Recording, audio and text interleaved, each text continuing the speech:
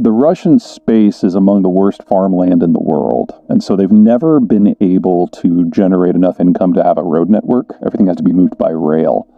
And their frontiers are just huge, and they're open, and if you've got a force that can't maneuver itself, your only reasonable defense strategy is to be forward positioned and use geography to help you out. So you expand until you reach mountains or oceans or deserts, and then you anchor on either side of those and plug the access points. Unfortunately for Ukraine, there are 2 of those access points on the other side of Ukraine. So the Russians were always going to try to push through and retake that territory that they had controlled for most of the last 350 years. Unfortunately for them, in the 35 years since the Soviet system collapsed, the Ukrainians have developed an identity. And now they would like to be something other than a road bump. So the Russian point of view is, for us to be secure, we need to expand until we reach a point where invaders cannot overwhelm us. We have to be able to plug those access points. But to give the Russians what they want, you have to sign over the future of Estonia, Latvia, Lithuania, Poland, Finland, the Czech Republic, Hungary, Slovakia, Romania, Belarus, Ukraine, let's go on, Azerbaijan, Armenia, Georgia, Kazakhstan, all the stands. Basically, the Russians, in order to feel safe, they have to be able to occupy total populations that are twice of their own. And I'm sorry, but that's just not feasible. So, technically, the people who claim that NATO provoked this are correct. NATO can't have what it wants in Russia in order for Russia to feel safe. But for Russia to feel safe, they've got to occupy over 180 million people, and that was never part of the game. Ukraine, the last war in 2014, basically rolled over. They proved to be militarily incompetent, they were corrupt, they couldn't put up any sort of resistance. Crimea fell in just a matter of a couple of days. And I think a lot of us who are in the security side of things thought that this was going to be, to a degree, a bit of a repeat. Now, I was probably one of the more optimistic people for Ukraine because I had seen them develop a culture and seen them arm and train and had seen it be meaningful. But Ukraine's still a flat country, and the Russians are still one of the largest militaries in the world. So even I was saying that within 6 months to a year, this was all going to be over. But the Ukrainians have surprised to the upside, and probably most importantly, the Europeans didn't just roll over and let this happen like they did the last 7 times that the Russians have gone on the warpath since 1999. And that's changed the game fundamentally. Well, there's 2 paths here, and the problem is we haven't seen either side fight in their full glory yet, and until we have that fight, we really can't judge. Well, the Ukrainians are the underdog, but they're in the process of rapidly arming with more and more sophisticated equipment. And by the time we get to May, they will have been able to do a lot of deferred maintenance on the equipment they captured from the Russians, which was more equipment than they started the war with. And there will be 60,000 Ukrainian troops that have trained in NATO countries with more advanced equipment back in the field.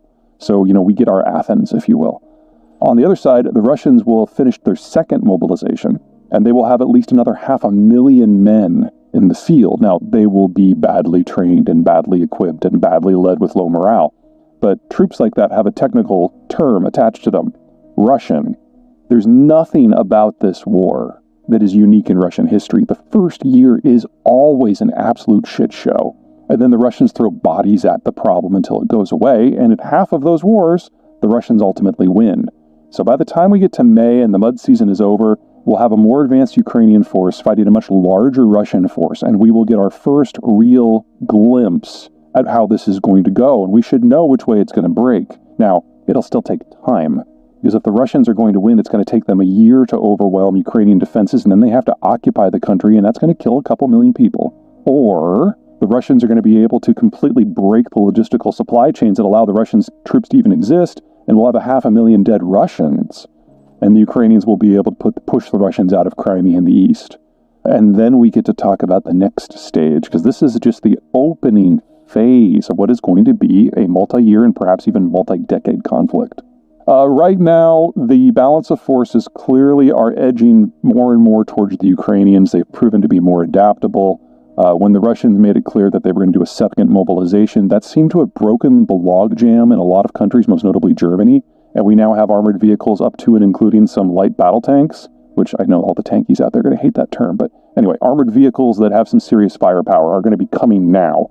the Bradleys from the United States specifically. And that is it's a tool that the Ukrainians have not had. So every time the Ukrainians have achieved a tactical breakthrough, they can only push as far as their infantry can run. Now their infantry is going to be mobile. And in a war of movement to this point, the Russians have proven that they're absolutely incompetent. Part of it's graft. The guy who is the defense minister, Shoigu, he's arguably one of the least competent people on the planet, but he's a friend of Putin, and so he's been able to milk the Defense Department for everything. Best guess is that he has taken a third of the budget himself for procurement, and his flunkies have taken another third, so very little gets to the military itself. And that means no training, or if there is training, it's basically a parade. And when you're using a force that can only supply by rail, you're completely dependent upon trucks for local distribution, and that's why the Ukrainians went after the trucks with all the javelins that they got early in the war. They didn't really go after tanks, they went after the trucks, and they've destroyed roughly 2,000, maybe 2,500 of them, and that has reduced the Russian military to going back to Russia, confiscating city buses and literally Scooby-Doo vans, and that is their primary ammo supply system now, because the rail system into Crimea got blown up, the Kerch Bridge, and what's going into the east is all under artillery range, so they have to use truck, and they're just not very good at it. I've not been as concerned about the nuclear question as some folks, because there's really only 4 scenarios. Scenario 1 is the Russians consider throwing one against the United States, but we've made it very clear from our intercepts and our sharing of information with the media that we know exactly where Putin is at any time. We're listening to his phone calls, we're reading his emails, and so he now knows very clearly that if he throws a nuke at the United States, we're going to throw one not at Russia, we're going to throw one at him. And there's no version of this where he survives. So he has tamped down the rhetoric quite a bit since last March. Option number 2, nuking Ukraine. That doesn't make sense. They want to occupy Ukraine. You don't want to have your troops in a place that's a radioactive wasteland.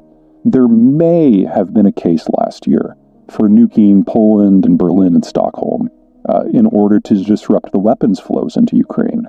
But after the battles of Izium and Kherson, the Ukrainians have more Russian gear now than they know what to do with. It's going to take them months to bring that all online. There's a lot of deferred maintenance that needs to be done. And so disrupting the weapons flows no longer is a critical issue because the weapons are already there. So the only scenario I can see where the Russians would seriously consider nukes is if Ukraine doesn't simply win, but decides to carry the fight across the border into Russia proper. In that scenario, where the very existence of the Russian government is threatened, that would probably change the math. But I don't find that likely without a significant shift in mindset in Washington, because we're not just providing the Ukrainians with the weaponry and the ammo, we're providing them with the intelligence and most of the steps of the kill chain. Without that, the weapons are of limited usefulness, especially at long range. And the Ukrainians have no desire to rupture that relationship. So we're talking about a theoretical that is at a minimum 7 months away, probably further.